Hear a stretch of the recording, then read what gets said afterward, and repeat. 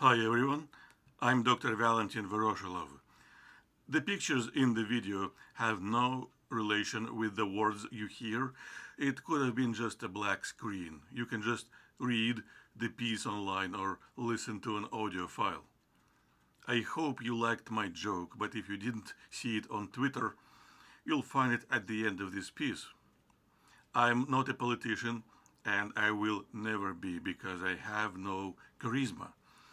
Charisma is an ability to say trivial things in such a way that people would feel like it's been a revelation. Since I'm a teacher, when I say trivial things, they sound trivial.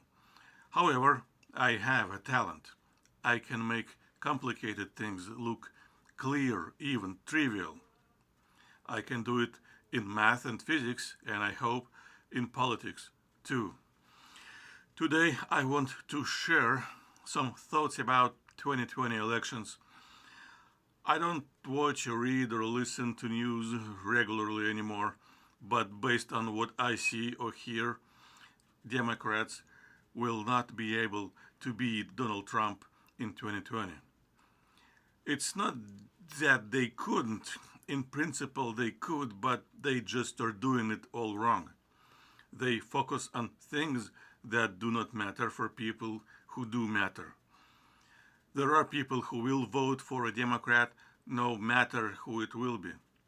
Those people do not decide the elections.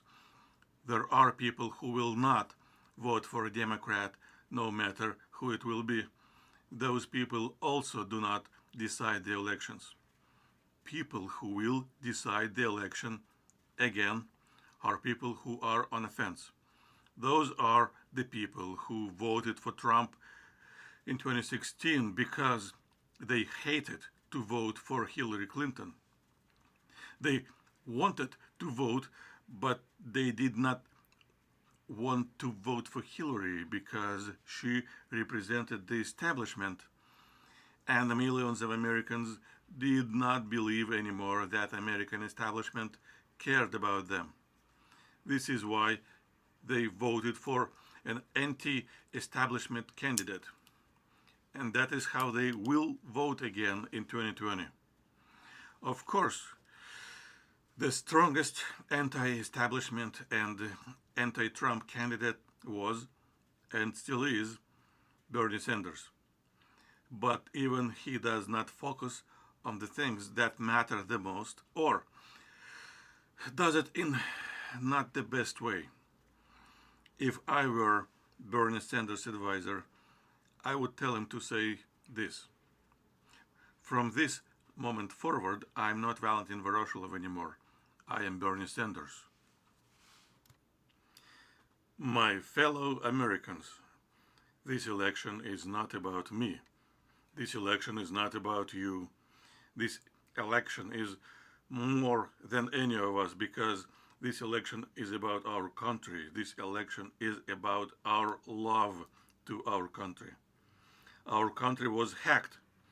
Our country was hacked by fear and hatred. Our country was hacked by corporate money and fake media.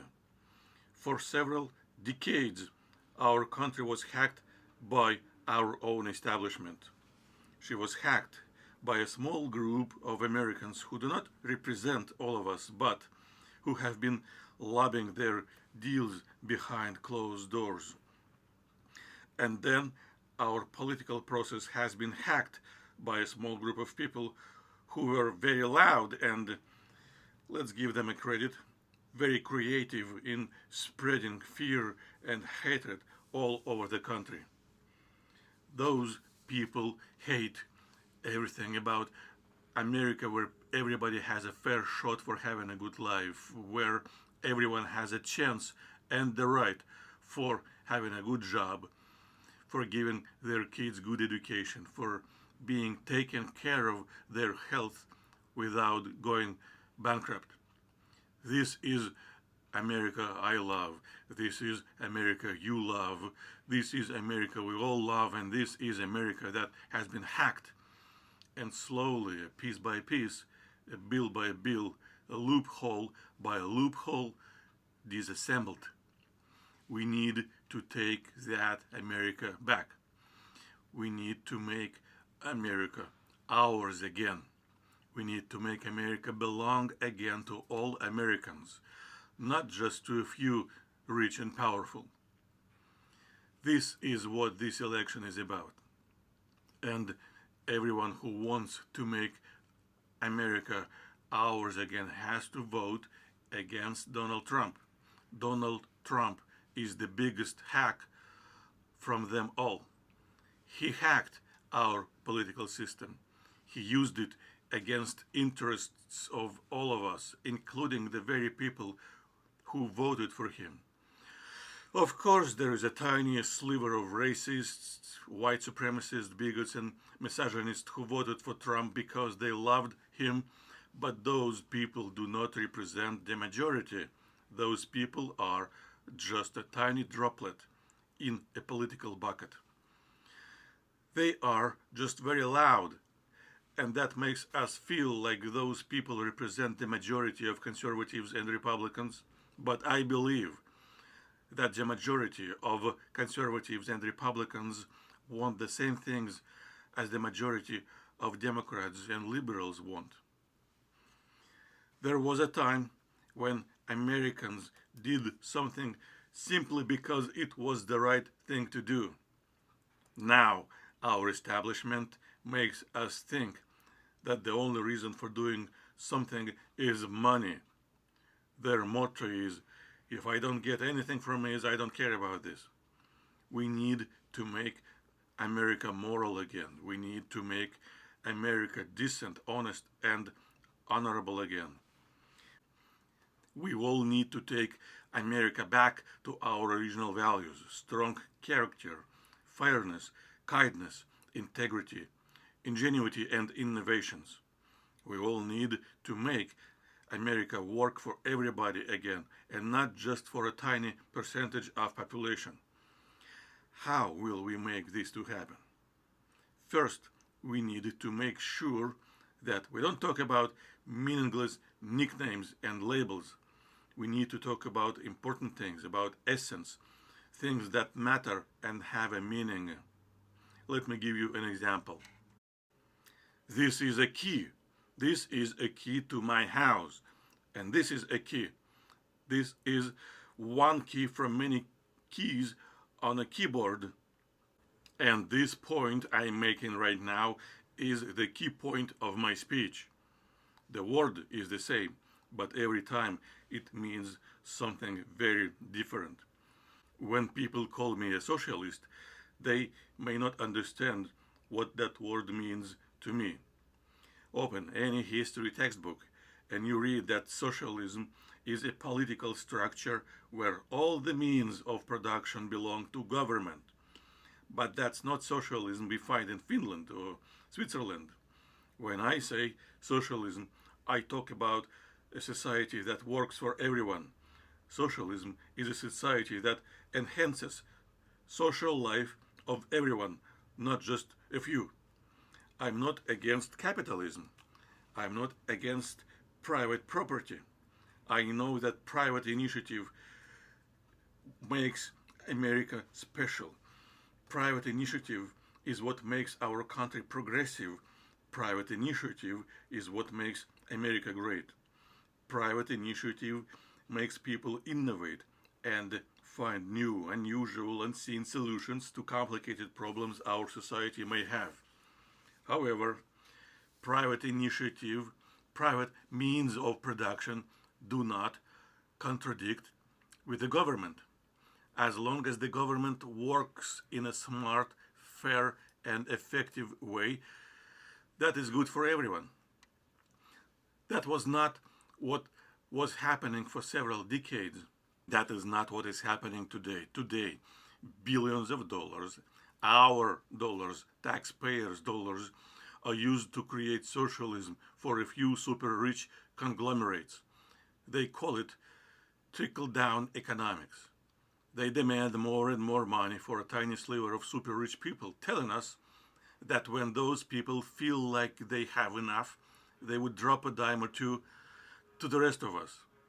But it is never enough for them. They never say, okay, I'm rich, now I'm going to spend all the money for creating more jobs and for paying people top dollar. No, on the contrary, some of them, so stingy, they use loopholes to not even pay their fair share of taxes. Our government has become a pump that siphons our money, our taxpayers' money, into the coffins of a few super rich. So, my socialism is not for destroying capitalism, but for making our society to work for all Americans. Another label some people try to stick on me is Medicare for all. Yes, I like using this term, but Medicare for all simply means medical care for all, medical care for everyone, medical care for every American. Medical care is not the same as medical insurance. Your insurer can deny your treatment because you have a pre-existing condition, or they can bill you thousands of dollars and make you bankrupt.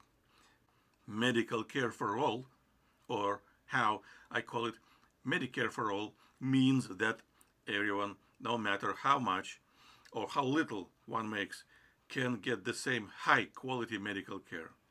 Yes, I am a radical, but I am not a stupid radical. I am a smart radical. I do not want to close at once all private insurance companies. That's another lie about me.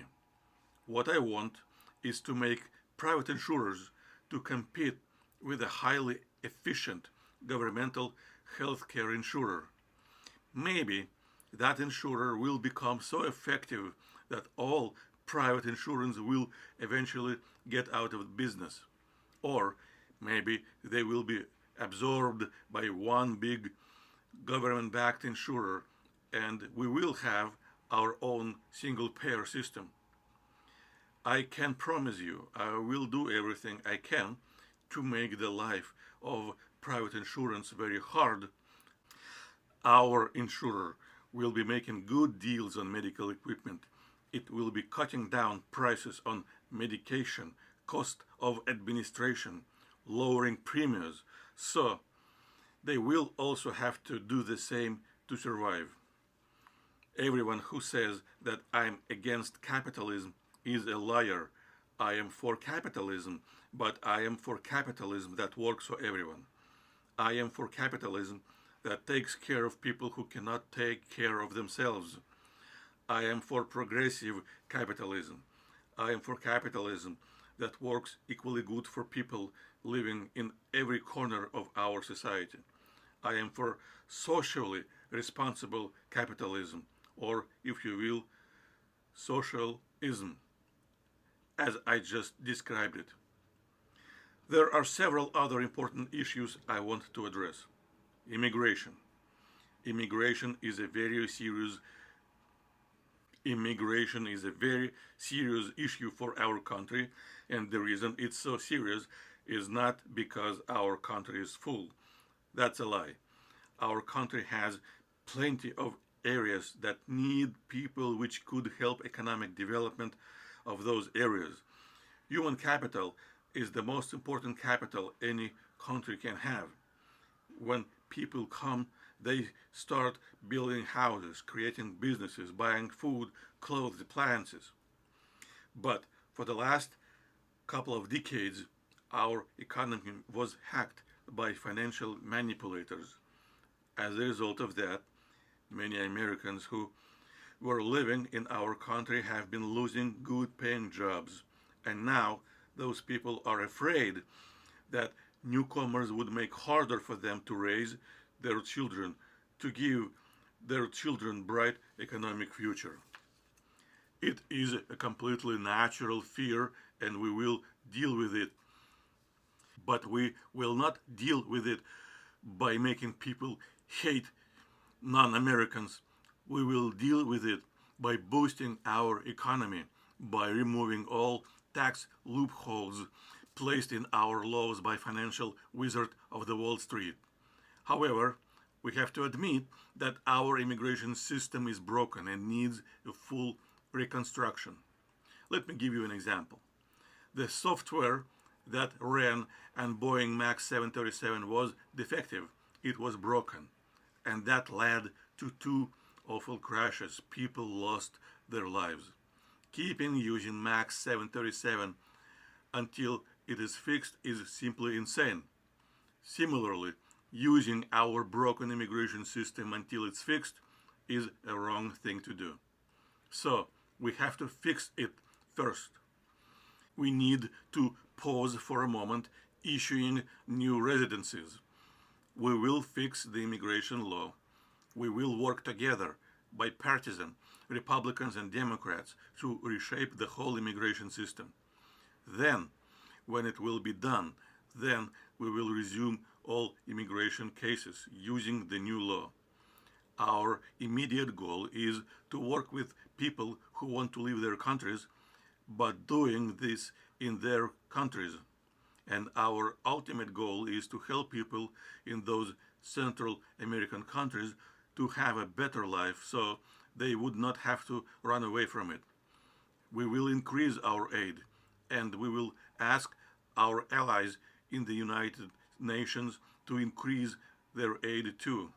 We will strengthen our embassies in those countries so if people want to apply for an asylum, they wouldn't have to go all the way to the border for that. While reshaping the immigration system, we will be following the existing law. We will be accepting applications for an asylum, but we will be encouraging people to wait for our decisions in their countries rather than in the camps. We will offer them help to go back to their countries. If needed, we will build some camps over there together with our American and European allies. We will strengthen our border, but we will do it in a way our border security forces need the most. First of all, we will be listening to the professionals. The immigration emergency will be solved, and it will be solved in an efficient but humane manner. There is no doubt that climate changes, and there is no doubt that people play a big role in that. We may disagree on how big is that role. However, denying that people affect climate is just not wise. We will intensify our cooperation with the world on slowing down negative climate changes. The most important, the major item in my agenda is making our economy thrive again. Make America thrive again. We need to change the way we measure our success as a nation. So what if we make more money than any country in the world if all those money go to a tiny slice of our population? For decades, our economy has been hacked and distorted by financial manipulators of the Wall Street. Those people pray to one God and one God only.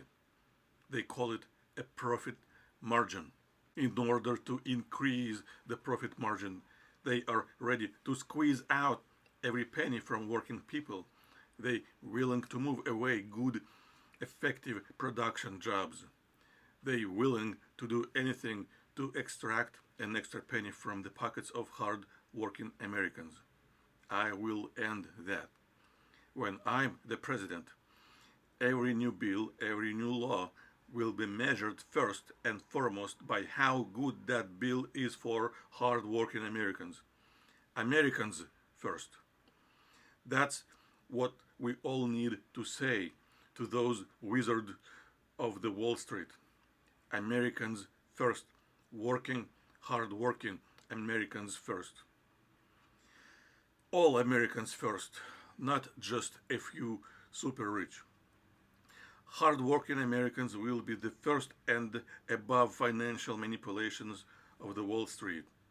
If those Wall Street financial manipulators would love our country as strong as we do, they would be able to sacrifice some portion of their profit margin in order to help our fellow Americans having good paying jobs.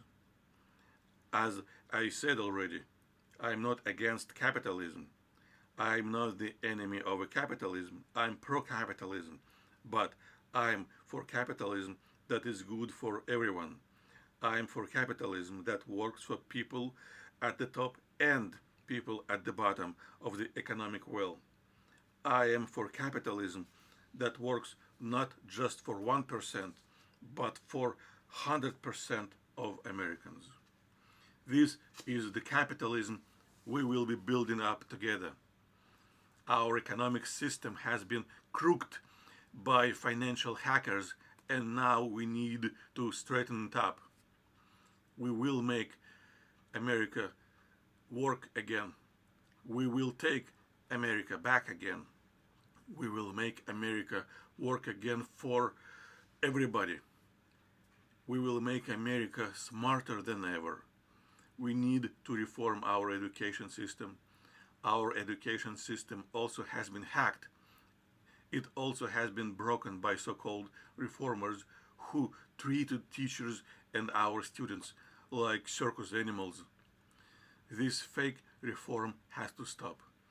We need to invest in professional development of our teachers. And teachers in depressed economic areas need even more of those investments. In order to win again, Donald Trump bets on hate.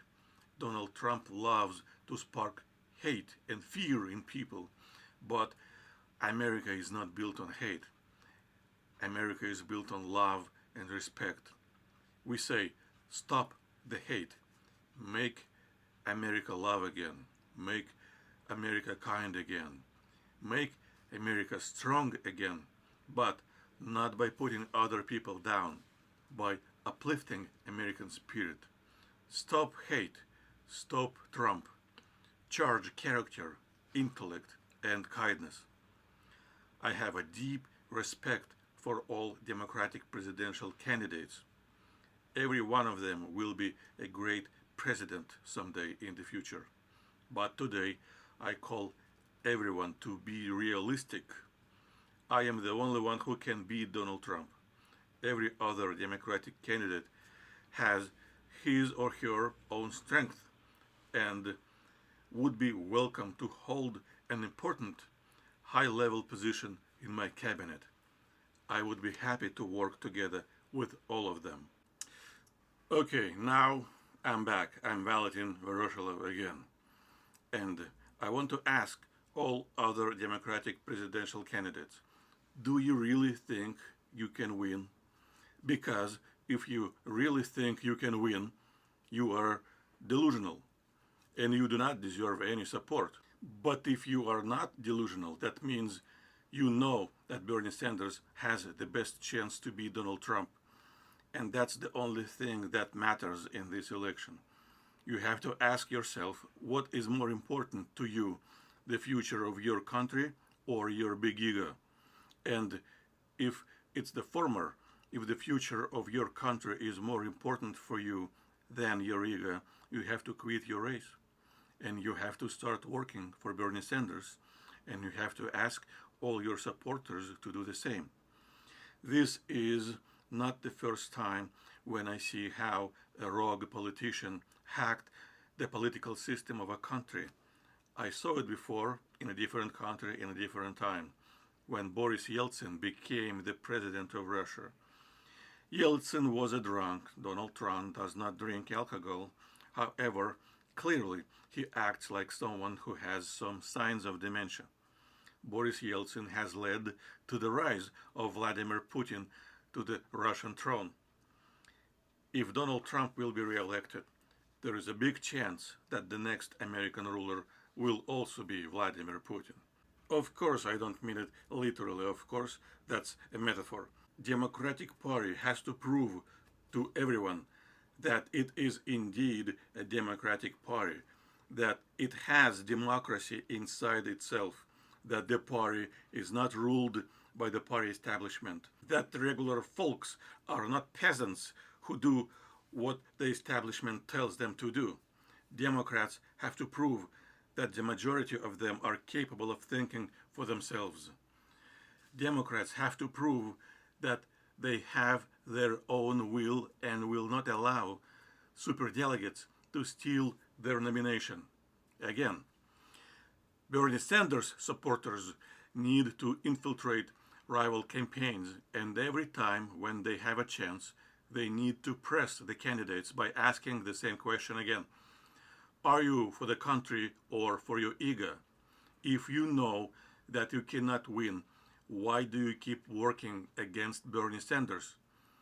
By keeping yourself in the race, you're helping to re-elect Donald Trump. By staying in the race, you are becoming a Donald Trump operative. There is nothing personal in this statement. This is just a scientific fact from political science. If Donald Trump will be re-elected, you will be personally responsible for making this happen by not quitting the race and not supporting Bernie Sanders from the beginning. And now the joke. Every time when I see or hear or read what our politicians or TV pundits or political analysts say, an old joke comes to mind. A little boy is looking through a keyhole, watching his parents having sex. After a while, he sighs and says to himself, "And those are people who forbid me to pick up my nose." Bye, everybody.